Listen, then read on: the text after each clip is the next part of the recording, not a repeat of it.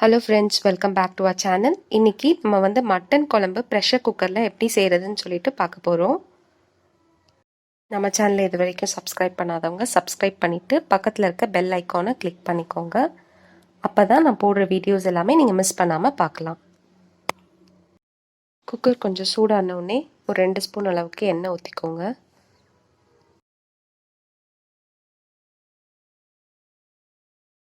சின்ன வெங்காயம் ஒரு 10 வெங்காயம் ஆட் பண்ணிக்கோங்க.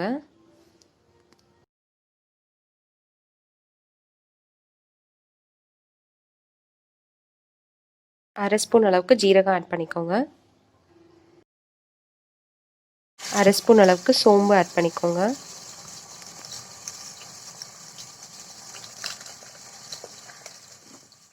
காஞ்ச மிளகாய் ஆட் பண்ணிக்கோங்க. நீங்கள் உங்கள் காரத்துக்கு ஏற்ற மாதிரி மிளகாய் ஆட் பண்ணிக்கோங்க.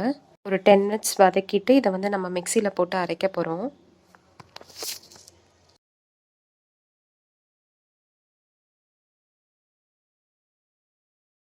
ஒரு அரை ஸ்பூன் அளவுக்கு மிளகு ஆட் பண்ணிக்கோங்க. வதங்கிடுச்சு. இதை வந்து மிக்சியில் போட்டு அரைச்சி எடுத்துக்கலாம்.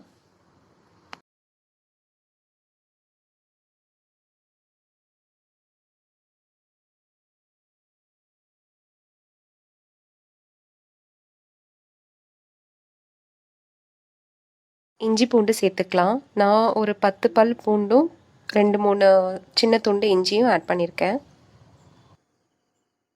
இப்போ எல்லாத்தையும் மிக்சியில் அரைச்சாச்சு. இதை தனியாக எடுத்து வச்சுக்கோங்க.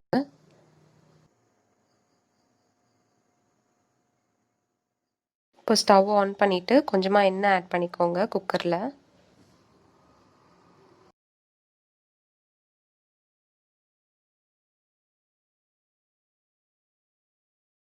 ரெண்டு துண்டு பட்டை ஆட் பண்ணிக்கோங்க.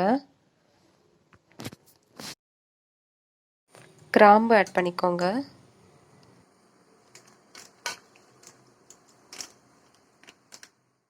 அரை ஸ்பூன் அளவுக்கு சோம்பு ஆட் பண்ணிக்கோங்க. 20 சின்ன வெங்காயத்தை நறுக்கி வச்சுருக்கேன். அதை வந்து இதோட ஆட் பண்ணிக்கலாம். ஒரு பெரிய வெங்காயம் ஆட் பண்ணியிருக்கேன், நறுக்கின வெங்காயம்.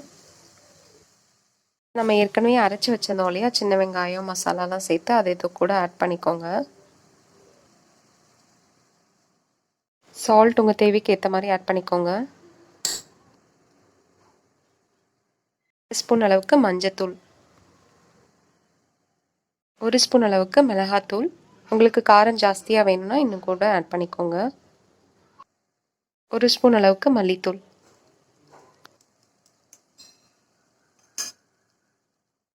Garam masala 1 table spoon add பண்ணிக்கோங்க.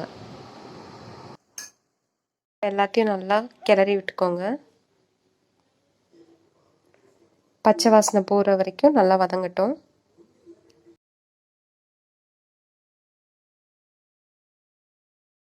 ரெண்டு பெரிய சைஸ் தக்காளி, நறுக்கி வச்சுருக்க தக்காளியை ஆட் பண்ணிக்கோங்க.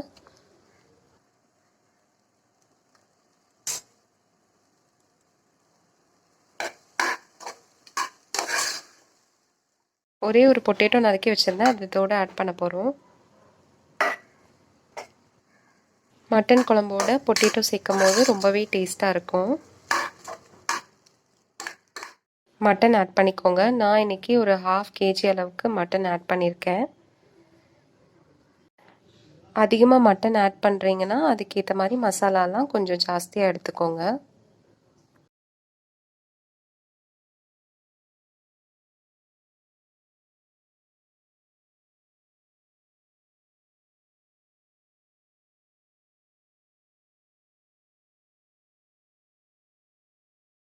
ஒரு கிளாஸ் அளவுக்கு தண்ணி சேர்த்துக்கோங்க.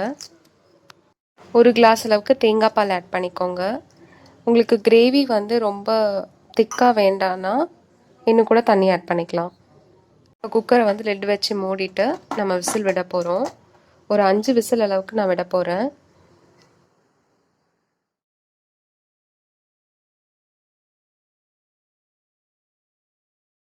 அஞ்சு விசில் வந்துடுச்சு. நம்ம ஓப்பன் பண்ணி பார்த்துடலாம். நீங்கள் மட்டனோட சாஃப்ட்னஸை பொறுத்து நீங்கள் வந்து விசில் வச்சுக்கலாம்.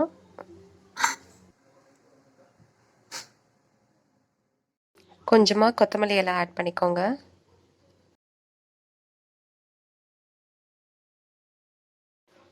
வீடே மணக்கும் சுவையான மட்டன் குழம்பு ரெடி ஆயிடுச்சு. இந்த வீடியோ உங்களுக்கு பிடிச்சிருந்தா நம்ம சேனலை லைக் பண்ணுங்கள், ஷேர் பண்ணுங்கள், சப்ஸ்கிரைப் பண்ணுங்கள். ரெசிபியை ட்ரை பண்ணி பார்த்துட்டு மறக்காமல் கமெண்ட் பண்ணுங்கள். தேங்க்யூ.